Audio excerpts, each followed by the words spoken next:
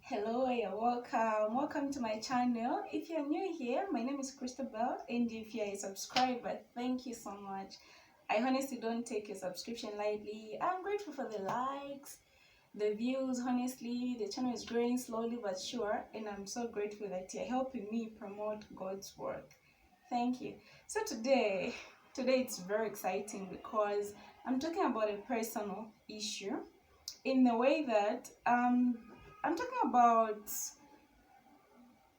the times when God seems to be silent, because I've been through that. For me, that's personal because I've been through times where I call on God, I pray, I fast, and nothing is happening. This happens usually when you're going through a serious situation, something life changing, a situation that's really, really painful, a situation that's stressful. You'd find that in such a situation, you pray. You think God is not listening. You think God is silent. And for me, I went through this time when I lost my mother. I lost my mom when I was only 19 or 20. And at that time, we really didn't have anybody other than my mom. And we're like 10 of us at home because I come from a family where we're a lot of people. And by then, we were like 10 at home. That includes myself, my siblings, as well as grandchildren to my mom. And at such a time, when my mom was in the hospital, she had low blood pressure, and because of some stress, she it hit hard. During that time, I prayed to God because I didn't believe that mom could die. I know somebody dies at some point, but for me, mom was the last person that I ever thought would die. There are those people this one can't die. And I talk to God. I tell him, oh Lord, thank you so much for my mom's health. Thank you that I've already healed her. People from church came, prayed for her, friends. We all prayed because no one actually believed that she could die and leave so many people behind, like leaving her kids by themselves. Because okay, really, mom didn't have a family here in Zambia because her mom was from Zimbabwe, and either way, grandma was raised at an orphanage, so she still didn't have relatives, and grandpa married her from there and brought her here, so practically she was alone. And grandpa was a rich man, so when he died, grandma had to flee because of the confusions, stuff that goes on here in Africa. If you're an African person, and in the past things were really bad, property grabbing, witchcraft, and all that. So grandpa ran away, and so mom didn't really have relatives. And talk about siblings, she only had one brother, and she was actually born 21 years later after her brother was born. So imagine when my mom died at 40, 43, 45, between that range. And imagine how old her older brother was. Really old. So mom really didn't have a family. So mom was practically alone. She was there raising her kids by herself and being hardworking. Mom, for me, my mom is my hero because so many women get married just after their husbands die when they have so many children to look after, but she didn't. She was committed to us, taking care of us. So when she was sick in the hospital, I honestly didn't believe that she could die. And I prayed, and I was so sure, I was so certain that she was gonna make it. And she wasn't even that seriously sick. I mean, we were in the hospital, chat, laugh, but she died. And when she died, that was like, I asked God one question. I was like, Lord, what's your plan? Because I didn't know what was next. Looking at the situation where there are like 9 people, 8 people at home, because 10 including me and my mom, of course.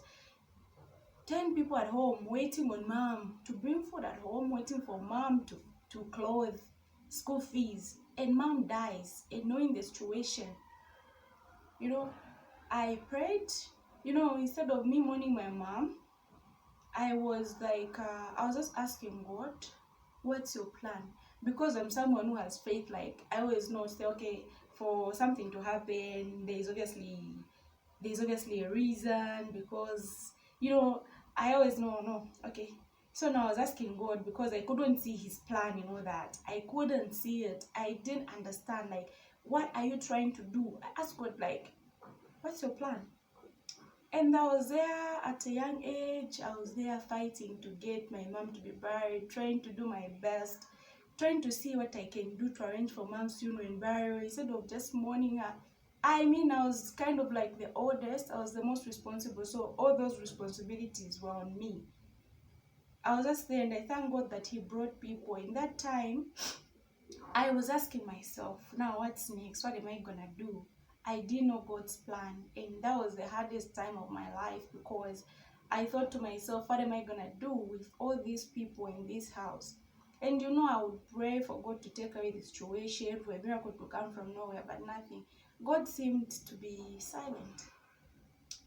And when I couldn't handle it, that's where I would see somehow something happens, but nothing really was happening. And I was in that moment asking God what to do. At times I would cry myself to sleep because I'm in a tough situation and I don't know what to do. And believe me, I thank God for each and every moment, for each and everything that I went through, because it has made who I am. So in most of the times when you see that God is silent, He's not silent. He's actually allowing you to go through those things. Those things are not happening to you.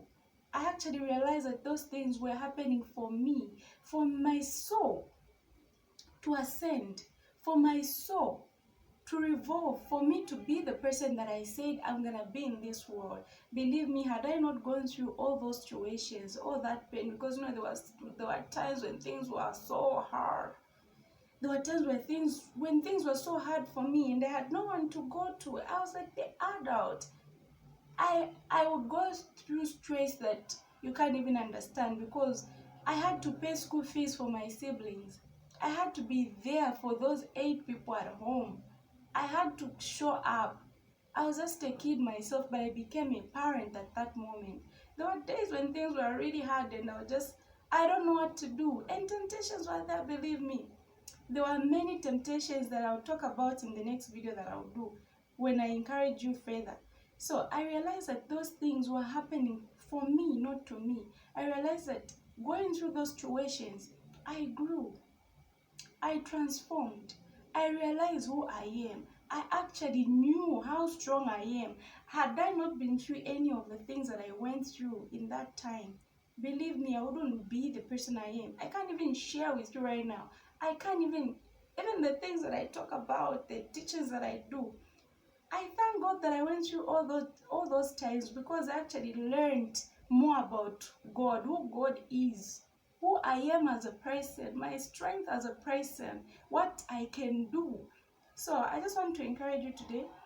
If you're going through a tough situation and you think God is quiet, understand that God is listening, and you're going through those things because you agreed that you go through them for your purpose, for your assignment, because you agreed to say, okay, fine, I'll go through all these things in order to transform, in order for my soul to ascend, in order for my soul to revolve. So God is not quiet. He's always listening. And believe me, whatever situation you're in today, you will make it. There is no test that can come to you that you cannot handle. God will give you surely what you can handle because He knows your limits. And He wants you to understand, say, you're a strong person, you're a powerful human being. There is nothing you cannot do. So I encourage you today, believe in God, have faith, and do not take shortcuts. I went through tests where some people would even offer me, like I'll give you an example. There was this boyfriend I had at the time. He was quite helpful and all that. But because I was in that situation, he thought he could take advantage. He wanted to marry me. I wasn't ready. He wanted to force it on me, but I refused because I understood to say, this is just for this time. I avoided making any permanent decisions because I understood to say, one day this will pass. Another example, I was tempted by some rich man. He was my mom's old client, and when mom passed away, he became my client because I started running her business.